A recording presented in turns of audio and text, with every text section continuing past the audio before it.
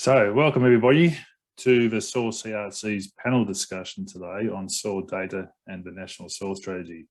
My name is Michael Crawford. I'm the CEO of the Soil CRC, and I'll be hosting and moderating today's panel discussion.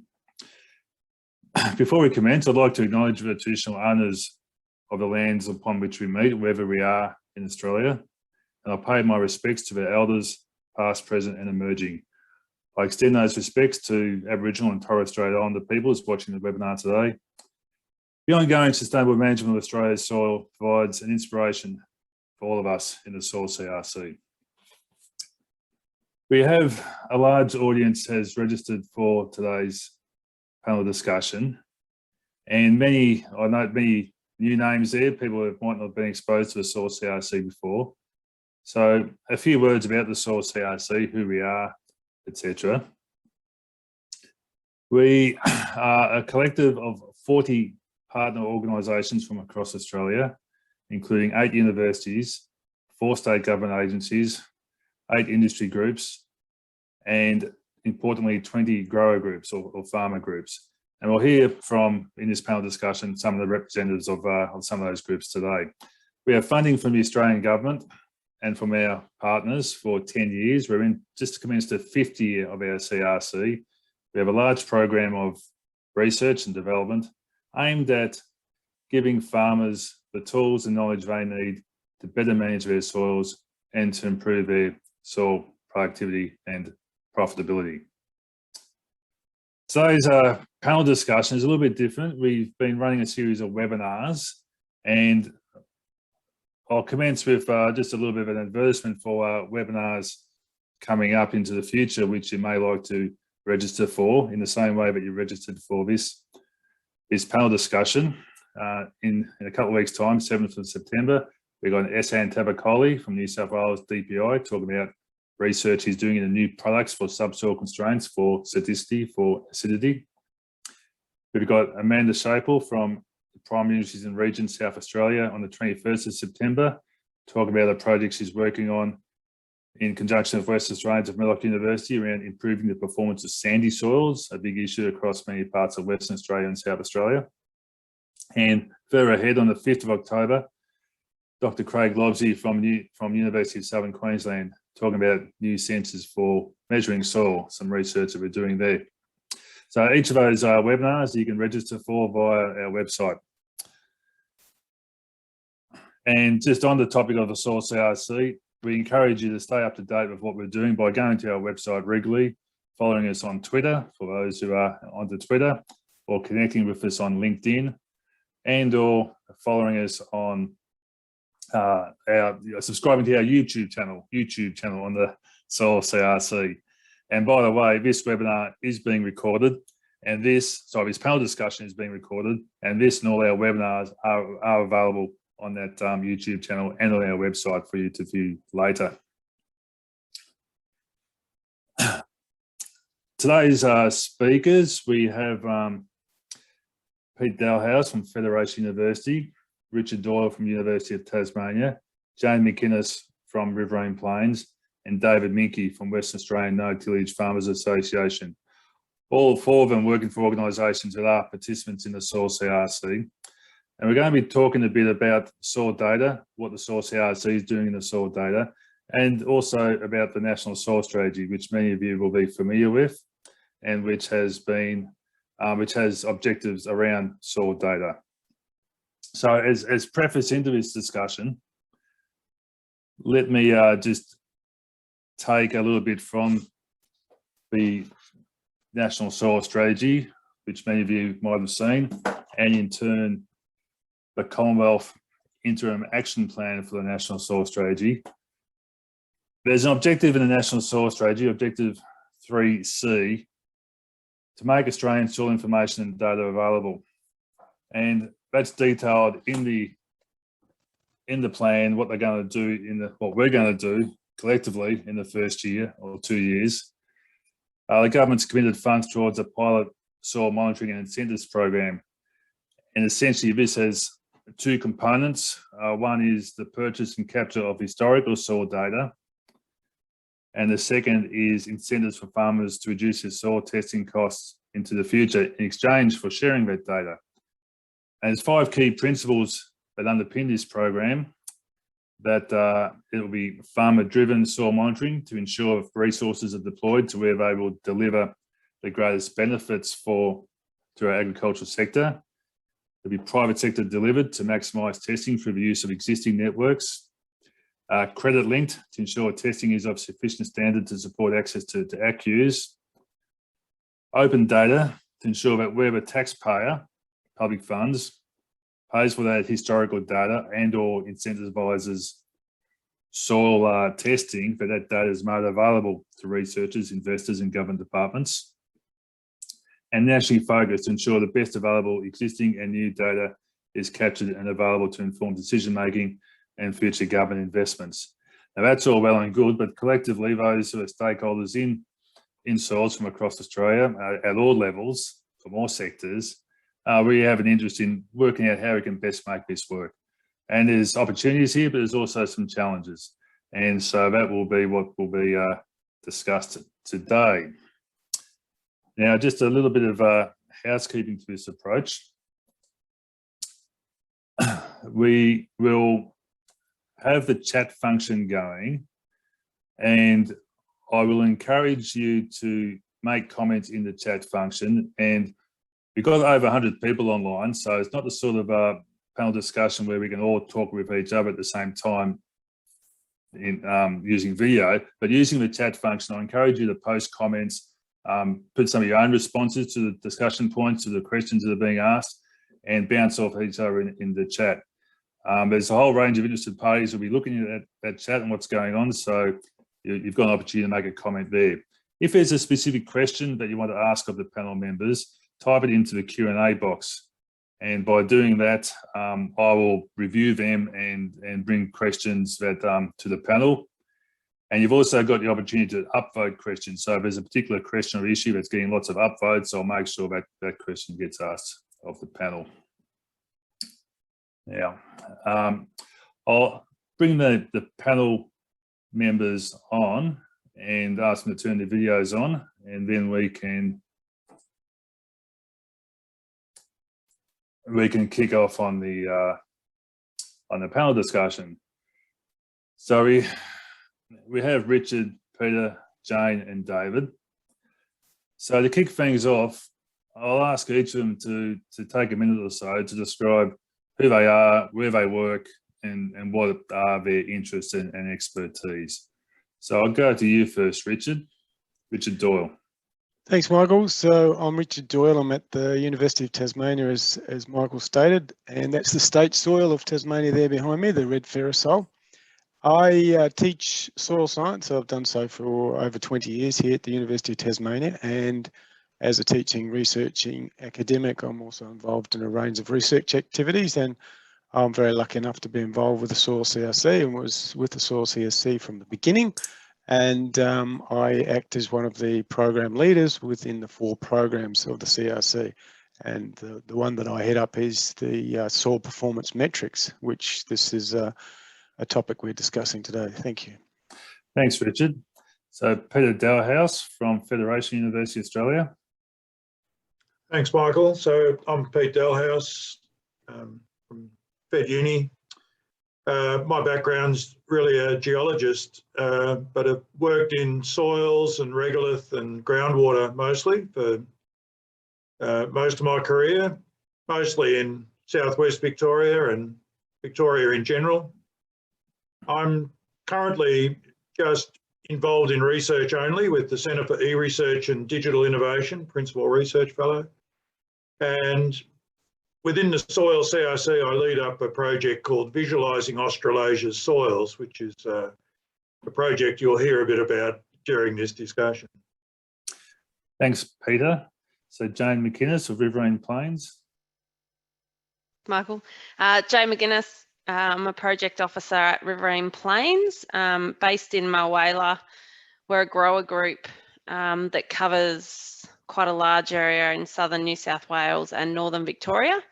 Most of our members are mainly from broadacre cropping or mixed farming. and I manage a variety of soils projects, looking at subsoil acidity, soil carbon, amongst other things. And I guess our interest at the moment, and especially with the project we're hearing about today, is increasing the benefit to farmers for the data that they share. Thank you, Jane. And to David Minkey from West Australian No-Tillage Farmers Association. Yeah, one for do, Michael. Thanks, guys. And yeah, my name's David Minkey. I'm Executive Director of WANFA, and we're a statewide group in Western Australia, mainly in the, similar to Jane, broadacre, mainly cropping, mixed farming enterprises. Our interest is that we promote conservation farming principles across the state, and the challenge is we have sandy soils, fairly infertile, with a few challenges. So I'm interested in trying to work within those parameters and trying to lift that game. Personally, I'm a degree in ag science back in the 80s, and a mature age PhD, and I studied ants. So I've always been interested in the interactions between soil and macro, meso, microfauna, and how they all work together to go into crop and pasture production. So that's my background, and yep, be good to have a chat. Thanks, David. Thanks, everybody. So you can see that we've got some speakers from an academic and research and science background, some speakers from a farmer group and farmer background. And a critical aspect of the Soil CRC is that we are end user driven, industry driven, and the way in which we do that is through our grower groups and having that farmer voice or that farmer group representative voice at the table, which we've got here today. So we've got a few questions organised, pre-scripted, as you might expect, which I'll ask of the panel members.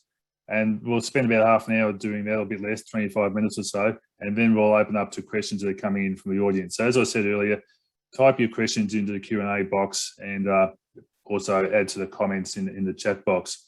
But I'll go to you first, Richard. Richard, when we talk about soil data, what are we talking about and why is it important?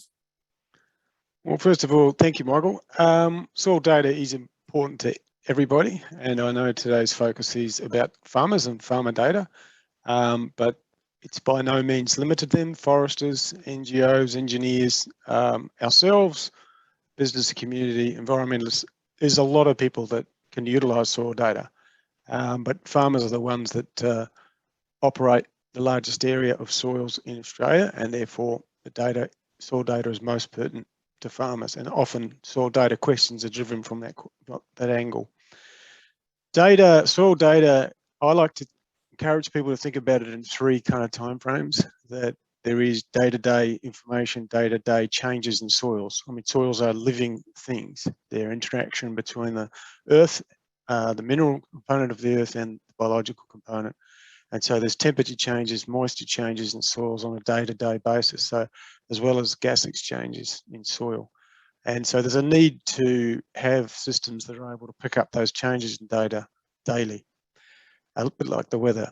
But also there's the seasonal need for information in terms of being able to plan and manage crops and plant growth through a season, through monthly cycles, and so therefore nutritional information, often chemistry and water content kind of information, but also soil temperature, that'll all affect management and growth of crops and hence all of our food security.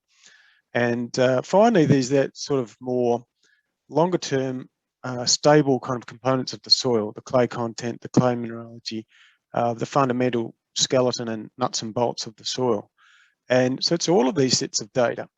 And these data come in a range of types of forms, a bit like meteorological data. You know, there's data that's spatial, maps, images.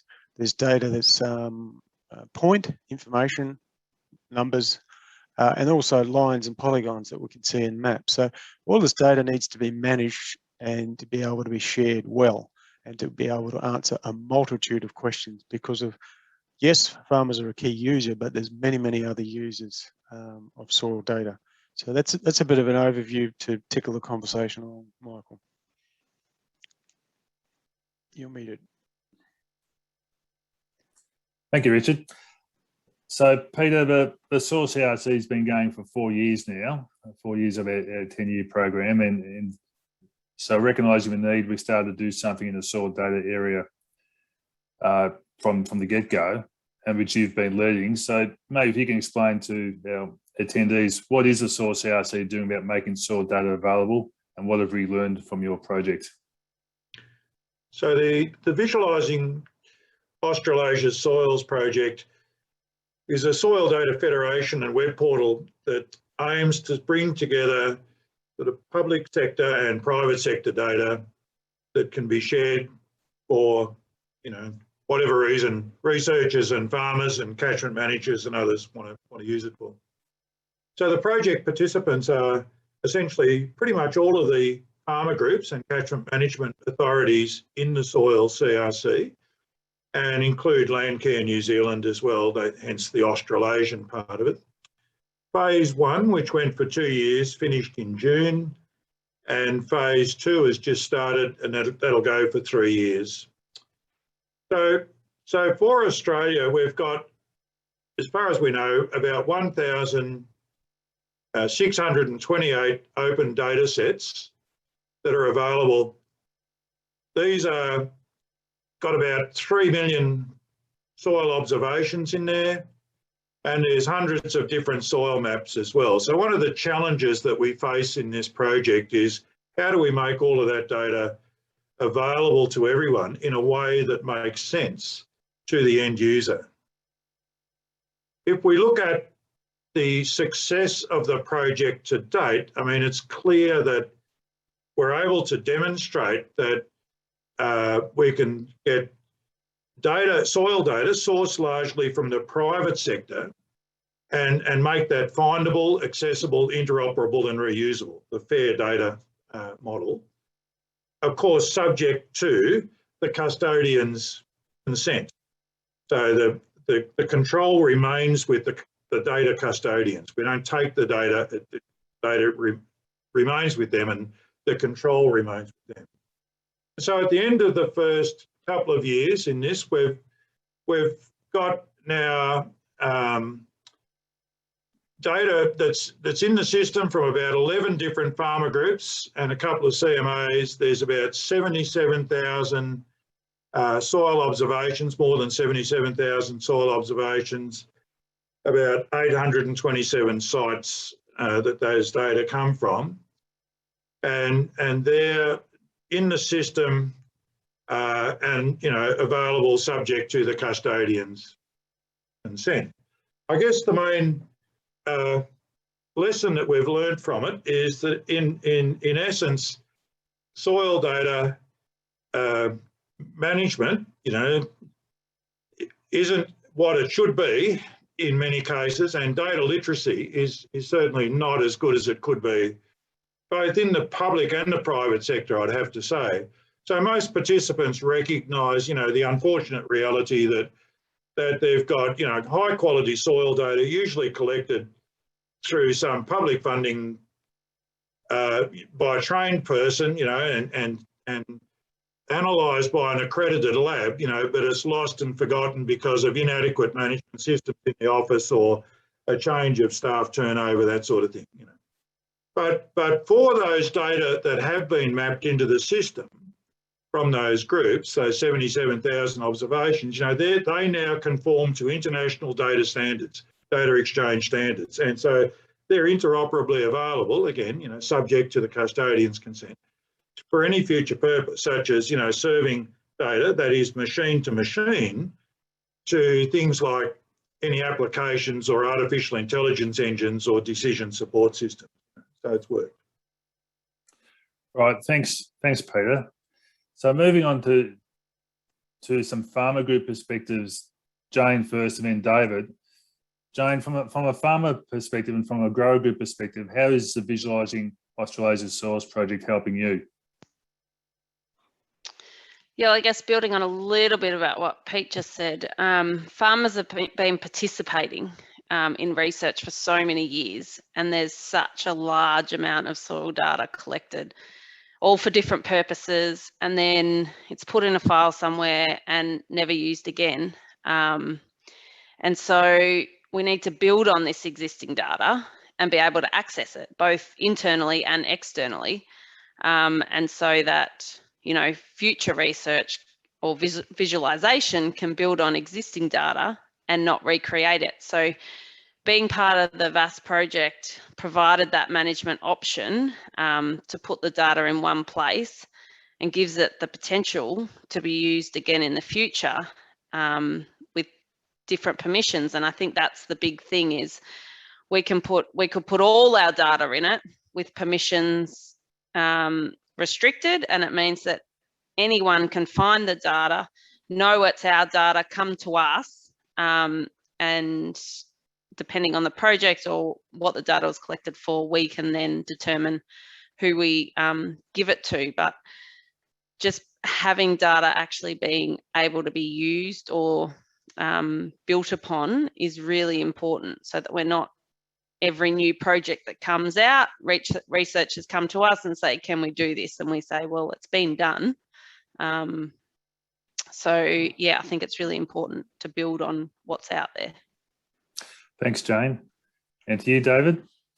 Yeah, I think Jane said a lot of good things. So I'll add to that is, I think what I'm most excited about, we've got a free depository for soil data from a trusted source. Like when the Soil Crc came to us, I trusted them. We shared information. You know, the farmers were interested because, you know, there wasn't a third party, you know, coming in to try to steal their data. It was a place where you could lock it behind a wall. I think that's very important for trust. But what we personally like about it is we can put a research data in there, and then anywhere around the world we can remotely access that. We can visualize it. I think the importance of the naming of this project and visualizing the soils is critical, because it's not just a set of data points. You can go in there and use their functions to look at trends over time. You can trends between sites. You can look at your change in your management, and that's probably really key here. This is for adoptability of new management techniques as well. Farmers can fast track that with a site like this, where we can go in and have a comparable sites over east or within Western Australia. Okay, this farmer's done this. This is what his outcome was, and then we can go from there. As Jane said, we can actually talk to those people. We know who they are. We can, you know, get the real data for. I think adoption of a lot of these new methods will be, increased quite significantly with this tool. So, yeah, from a research point of view, I think a lot of us grow groups are researchers as well. We always looking for gaps in information and the new in thing. So I think we can use this tool as looking where are the gaps. Maybe we had a new idea over East, want a trial over in Western Australia and vice versa. So I think it's a great communication research tool as well. Thanks, Mike. Thanks, David. Thanks, Jane. So moving on from what the Soil Crc has been doing to what all of us can be doing, need to be doing going forward to help implement the National Soil Strategy. And there's a lot of work going on being led by the Department of Agriculture, Water and Environment in putting together the planning, the governance, the oversight of such initiatives. So I'll go to Richard and Peter. Would nationally consistent, publicly available soil data on a federated system be beneficial to farmers? And if so, how? What sort of products or benefits might we see from that? And by the way, if anybody else wants to answer these questions, by all means, type away in the chat and we'll capture that information as we go. Richard. Thanks, Michael. We've heard a little already from Jane and David how the data can add value because it's protected, but also potentially shareable and of course findable. So the way that VAS is structured is very smart and basically multiple levels of access and control. I guess the benefits are when you're sharing data is the ability to co-learn. Why one might get a soil report and then get an interpretation by one professional. It might be at times you want to relook at that. You know, is that still valid? Second opinions and things. Also context. How's my soil traveling compared to through time to the neighbour or to the regional average? Am I behind the 8 ball? Am I ahead? Is my soil too nutritious and potentially leaching nutrients into the environment? Maybe I need to back off on parts of my property by comparing with others. So you can track those things through time. Farmers particularly needing soil data when they're changing land use or intensifying a land use because they're doing something new. And so that brings with it a kind of risk. And so soil information there is critical then to mitigate and manage that risk. I think as you share the data, it brings other researchers' ability to analyse that, model that data and cluster that data to look at bigger solutions. For example, how is nitrogen mineralising in the south of the state or the centre of the state or the north of the state? If you get sufficient shared data, particularly say for soil moisture, I'm very passionate about the sharing of soil moisture data because I think it can help in our understanding of catchments and understanding of fire risk and things that you might necessarily just be answering questions for farmers. So farmers are part of communities and part of the Commonwealth, and we all need to manage the environment as climate changes that. And the more we share data, the more knowledge we'll have to empower better decision making. I mean, we all want to know where our food comes from. We all want to be able to look at the jar and see the data there on the side of the jar that tells us and reassures us that the food is reasonably safe. And I think it's the same for soils, because that food comes from the soil, and the water you drink, filtered through a soil and off a soil. So I think soil information has probably not been as well communicated. This is partly our problem as soil scientists. We haven't been able to get those tools to distill the information down for the foresters, the engineers, the community, and for education too. I mean, lots of kids and teachers want to be able to teach and take kids into the field and work with soils. And so if we can share data, we can help with education as well. Thank you, Richard. Peter. So a couple of bits of trickiness in that question, Michael, because,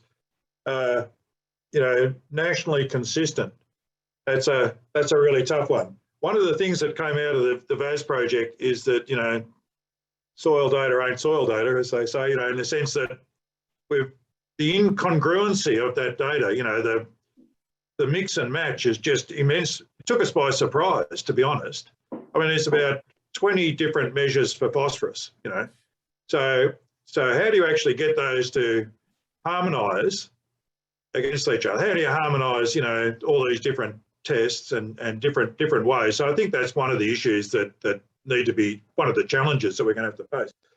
However, if you can do that, then there certainly are the benefits that Richard spoke about. Most farmers and farmer participants in this VAS project, they're interested in things like trends over time, interested in things like benchmarking their farm against others, and so on. There are certainly growing interest in things like soil carbon for emissions reduction funding and other benefits.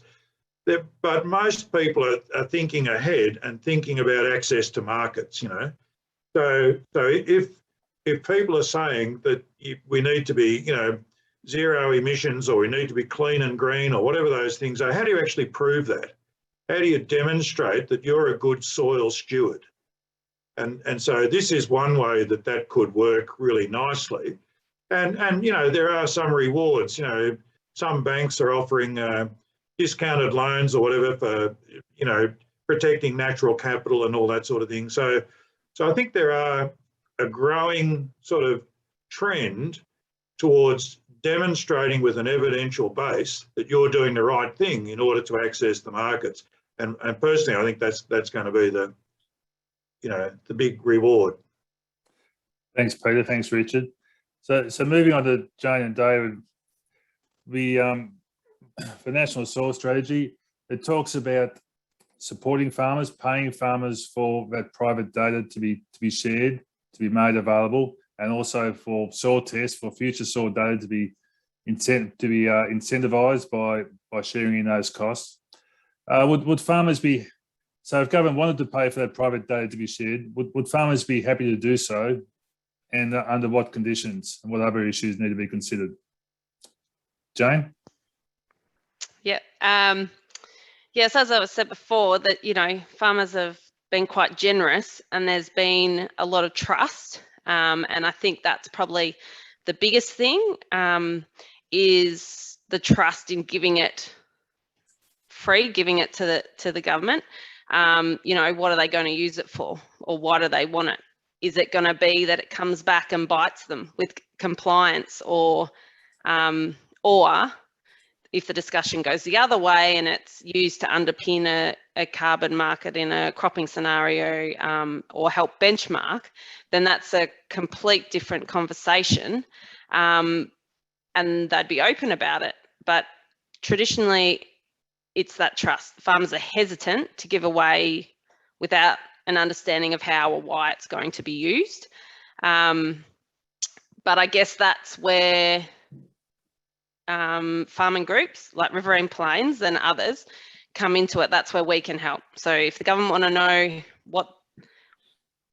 what they're happy with, or what their questions are, etc., then I guess that is what farming groups are for, to understand our farmers and feedback to different industries or governments what their concerns are and where they can get it.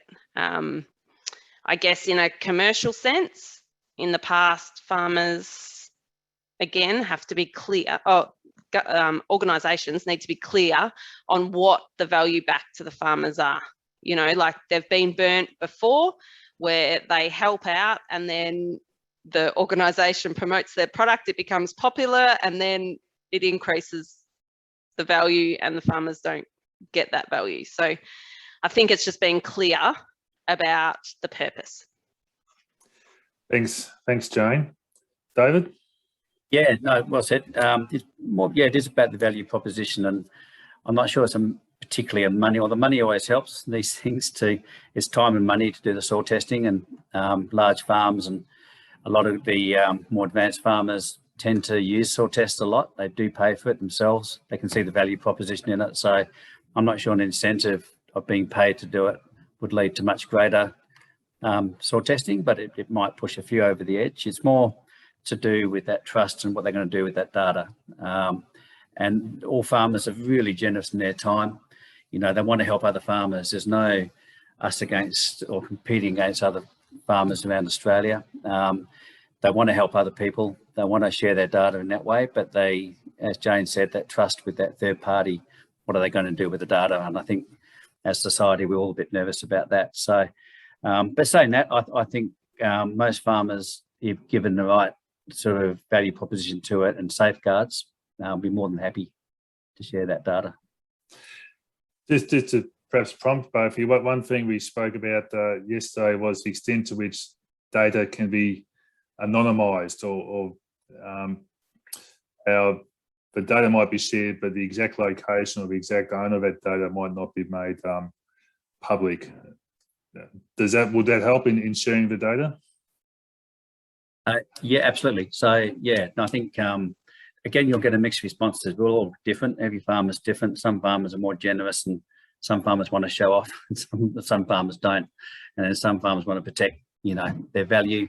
They don't want their property devalued because they've got acid or sodic soils problem, etc., etc. So I think that anonymity is probably vitally important for this process. Good, thank you. Just as we're going, looking at some of the chat, if you've got questions you want me to ask in a moment of the panel, put them in the Q&A box, and I'll make sure we get them there. So this is more a general question to everybody. What are some of the potential challenges and barriers to managing our soil data more effectively, and what needs to happen to overcome these?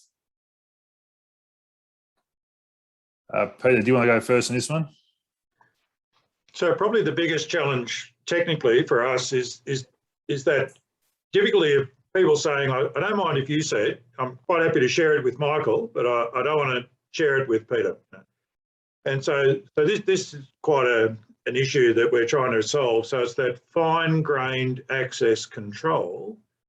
And I noticed in the chat someone's talked about blockchain, that it's similar to blockchain is where we're trying to go. Blockchain is very, you know, computing intensive, but we've got other means we could use so that you can encrypt data, so that if Jane decides that she wants to share the data with University of Adelaide for something or other, then it can go to them with some key that unlocks the data for them, but not for others, you know, that sort of thing. So I think those sorts of things are really important.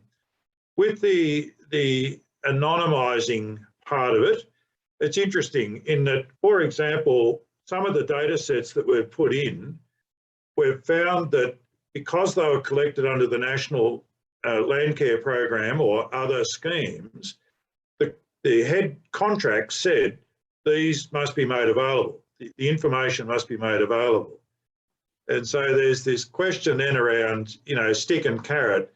If the people that are buying the data or contracting the data or collecting the data say that the data must be made available, what does that actually mean? Does that mean it must be made available X, Y, or made available anonymously?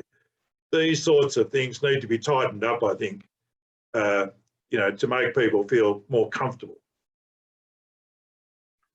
Thanks, Peter. Was there another perspective on this question about what the potential challenges and barriers, David? Yeah, I think it's based on this yesterday. I think one of the limitations or the barriers to using this VAS site would certainly be lack of productivity data to go with it. I think farmers will want to see the soil data. It's very interesting, and we see trends over time, and they can, you know, guess what's going to happen to productivity. But without the yield maps and so on to go with that, I think that's probably a limitation of people wanting to use it. Otherwise, they'll have a database for their yield and database for their soil. Having a one place, a trusted place to go, is probably, yeah, where I think the project should head into. So I think that's probably one of the limitations of it at the moment.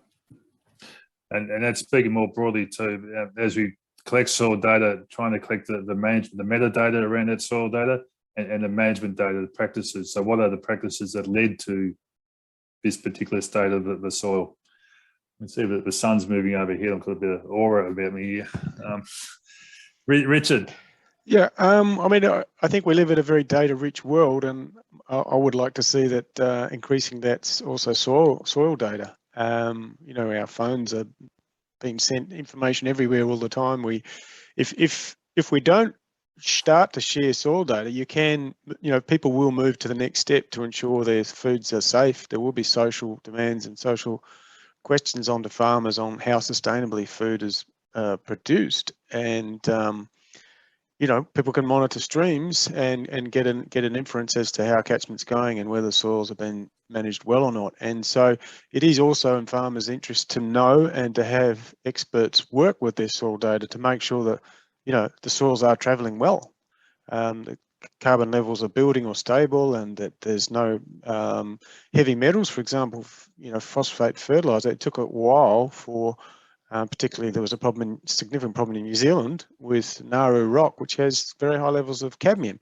Now, you're not going to know that without having data, without having soil research, and without people sharing that knowledge to understand, well, we need to change fertiliser use, or we need to manage that fertiliser type better.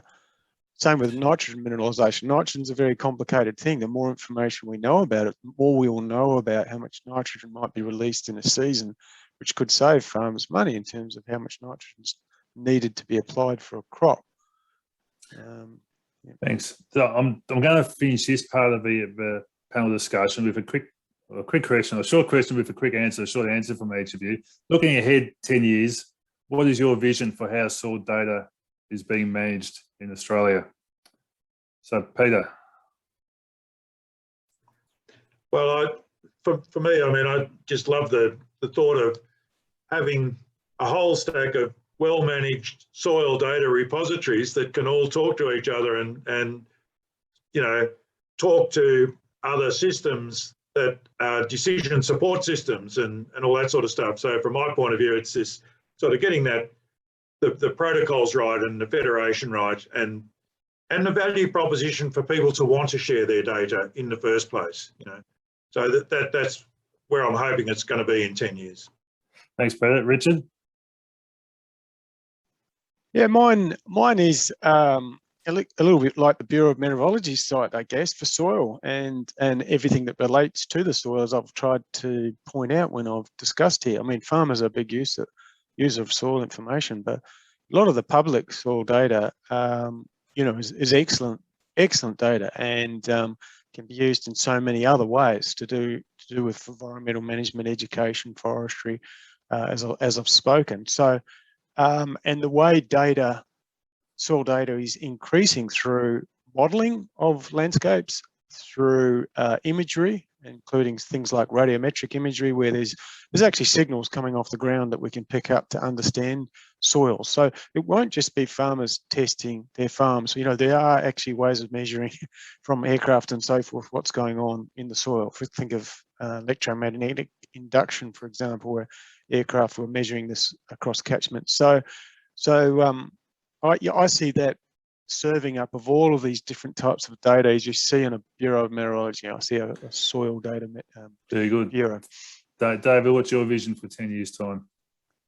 Yeah, I've been down here attracted to computer, real-time sort of management decision-making tools that, you know, farmers can use instantaneously, which also then feeds up into the, you know, whatever repository of soil data we've got.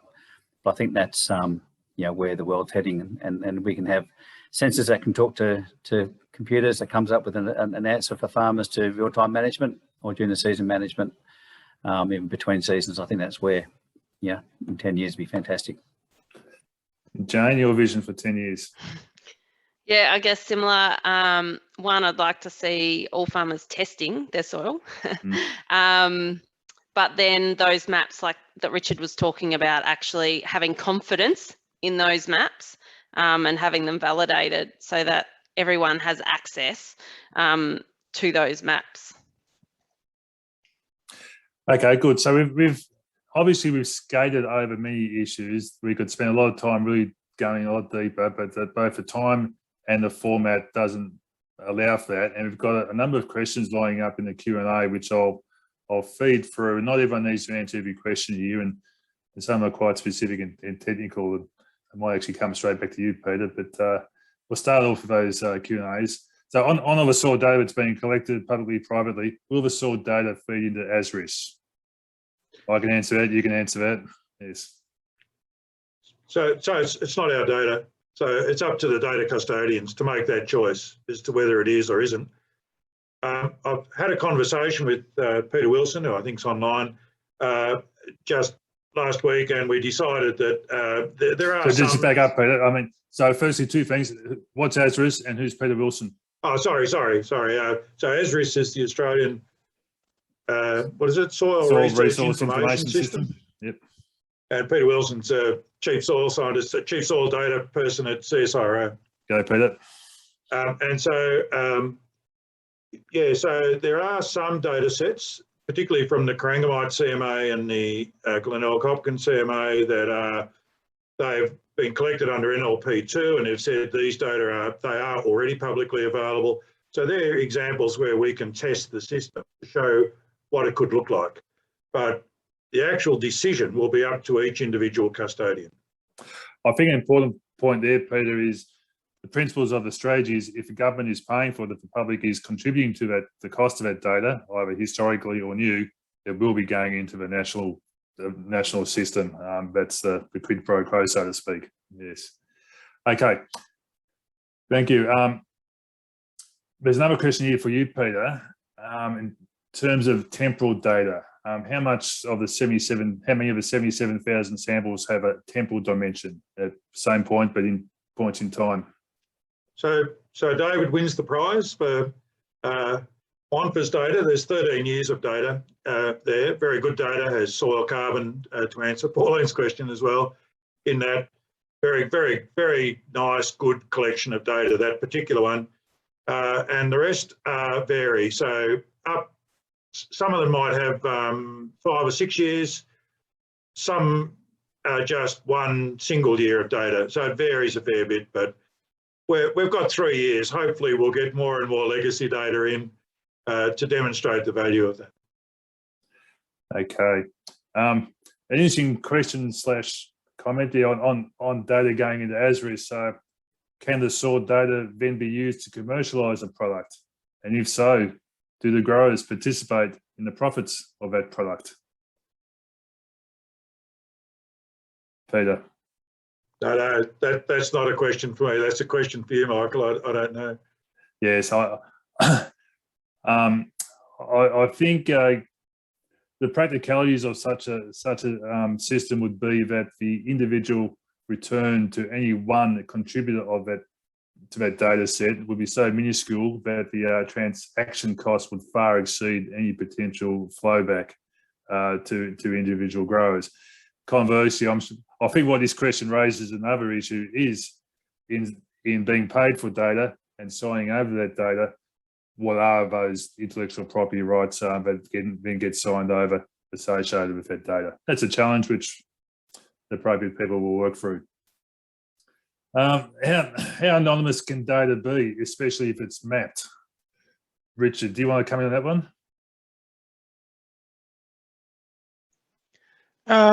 I think it was probably more a question for Peter. I think, yeah, it can be, obviously, if you had the grid reference, you can put any radius away from that to make the data diffuse.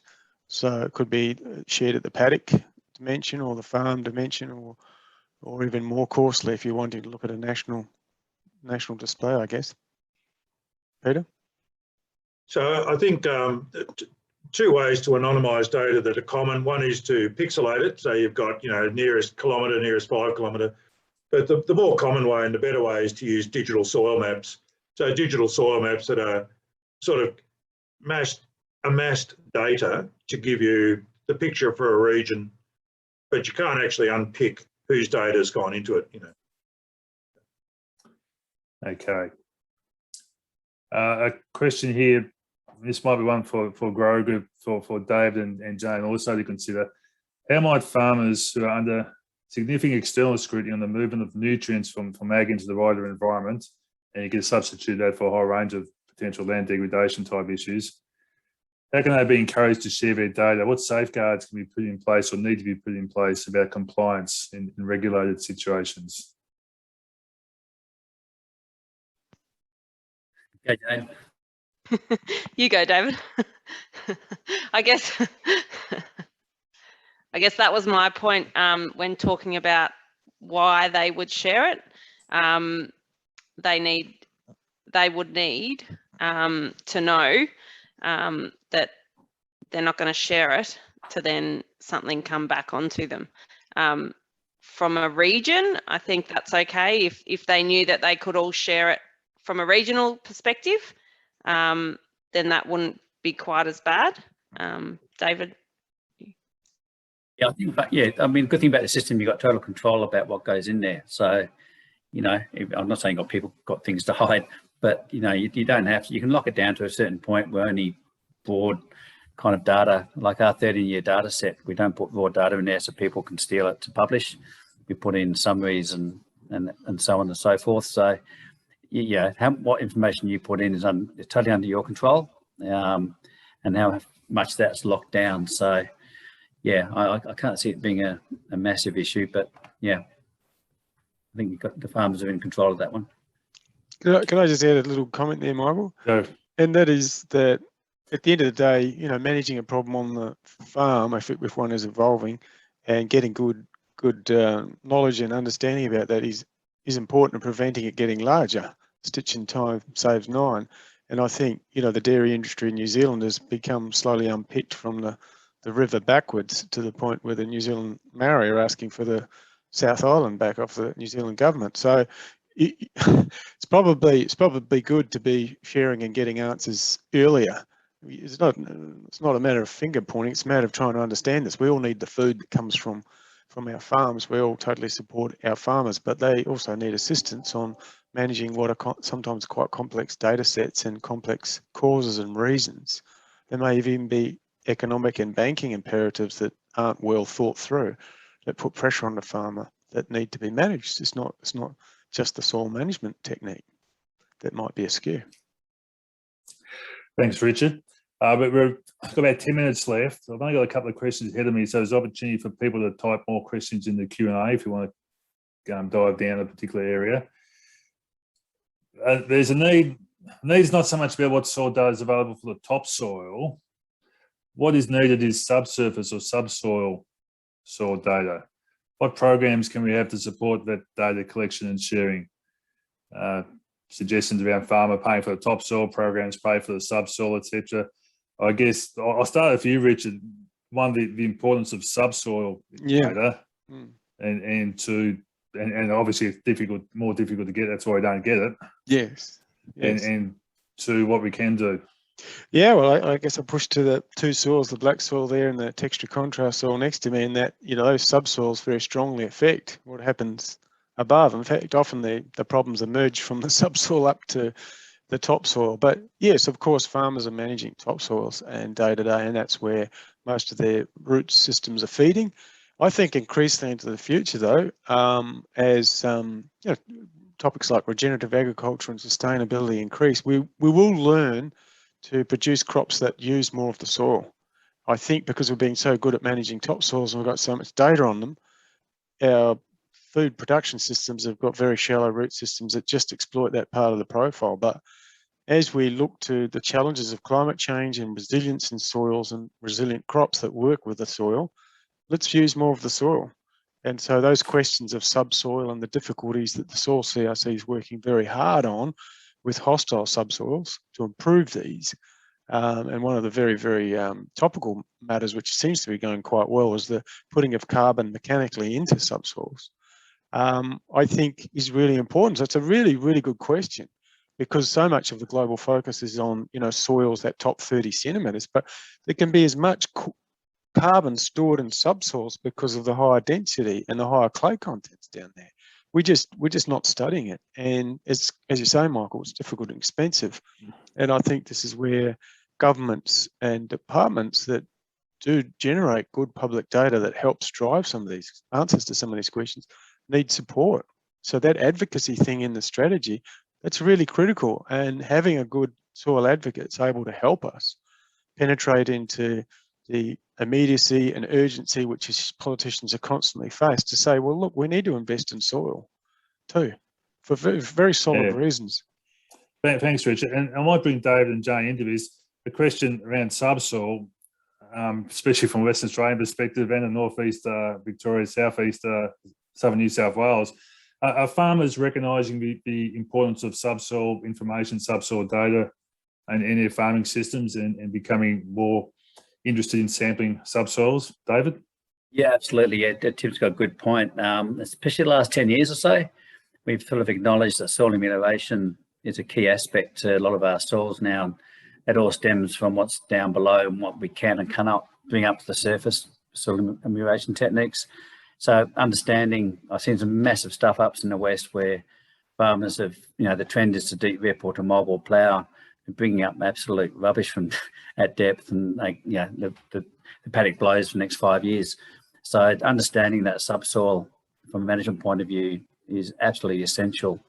And the first time this year we've got waterlogging in Western Australia, so that subsoil compaction pan layer is coming to the fore once again. So yeah, it's a critical part of the knowledge. If you spoke to farmers 10 years ago, they wouldn't believe some of the stuff you tell them about how much, say, nitrogen is stored below where the roots can get to. But now it's, you know, we're managing a drying landscape and trying to maximise water use, maximise nutrition. So trying to get soils, roots down into that depth is a critical component of sustainable agriculture. Thanks, David. It's worth recognising that some of the RDCs, especially the Grains Research and Development Corporation, how much attention they've given to this issue and investing in R&D and many activities delivered across Australia. Jane? Yeah, I agree with David. Probably the last 10 years, you know, subsoil acidity is probably our biggest constraint at the moment. And, you know, everyone is looking to sample deeper, and we'd love more programs where, you know, we could encourage everyone to sample deep. But yeah, it is the biggest constraint, and at the moment it's just getting worse. And you know, we've got lots of long-term studies that we've got 110-year one in Rutherglen that, you know, shows that it's naturally becoming more acidic. It's, you know, and we need to deal with it, and we need to deal with it soon. So yeah, I think what Richard kind of said is in the right direction, and, you know, we would love to be able to do more deep. Okay, yeah, that's some important points there too, Jane. Thank you.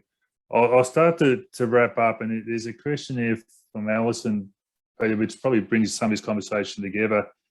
We spoke about the Visualising Australasian Soils project a bit in the start. We've been speaking about this in the context of a national soil strategy. So exactly how will the VAS project, the Visualising Australasian Soil, link to the national soil strategy and help to deliver on it? So the project itself is set up so that it's, puts data in a position where it can be linked to pretty much anything. It's internationally, it's data that's put into the system and mapped into international standards. It comes with very rich metadata. It comes with interoperability, comes with standard vocabularies, standard test procedures, all that sort of stuff. So it's really gold-plated data. The data that's gone in from the farmer groups is absolutely gold-plated data. At the end of the day, though, so it could really be incredibly beneficial. At the end of the day, though, it's the decision for the data custodians. I have to keep coming back to that. And so the real issue there is finding that value proposition that will make people want to choose to share their data. At the moment, everyone's delighted with the fact that they've got a data management system. Not one of the 11 groups yet has chosen to share the data with anyone else at the moment. That's our challenge in the next 3 years, in conjunction, hopefully, with things like the National Soil Strategy, to make that value apparent to everyone. Yeah, thanks, Peter. And I'll expand upon that a bit too, at least to highlight and assure everyone that we're all talking about this, and there's governance arrangements being put in place at the highest level, National Soil Strategy Implementation Committee and various working groups under that to bring this together. And the Soil CRC is very much a part of that, wants to be a part of that, and on behalf of its 40 participants, contribute to that appropriately. We'll continue to invest in the Visualising Australasian Soils. It's doing a lot for our grow groups. It's really helping in the data literacy aspects of it. And that value proposition we need to create. Part of it is about the cash payment. Obviously, cash equals value, and making that happen, which the government will put in place. But there's other aspects of the value proposition that we need to put in place as well. Listen, I'm going to wrap it up here. There's a couple more questions coming up, but we are going to finish on the hour. So I'd like to thank all the panellists for their contributions and their sharing their thoughts and perspectives on this. I'd like to thank all the attendees for both listening through, for contributing questions, and there's been a bit going on the chat function as well. I know we've had people here from the implementation team from the Department of Agriculture, Water and Environment. They've been looking at the discussions, hearing the discussions as well. So these comments have all helped to contribute to the future design of future programs, etc. Let me just share. Now let me finish off by again just highlighting. Here we go. I just want to go like this and share my screen with you. We've got a number of webinars coming up, so look out for them. You can hear about the research that the Soil CRC is doing. It's relevant to a whole range of levels. Go to our website. You can follow us on Twitter, connect with us on LinkedIn, subscribe to our YouTube. You'll be able to see a recording of this panel discussion in a couple of days' time. And I encourage you to keep the conversations happening with each other, with the panelists, with myself, and I look forward to your future participation in webinars coming up. Thanks, everyone. Goodbye.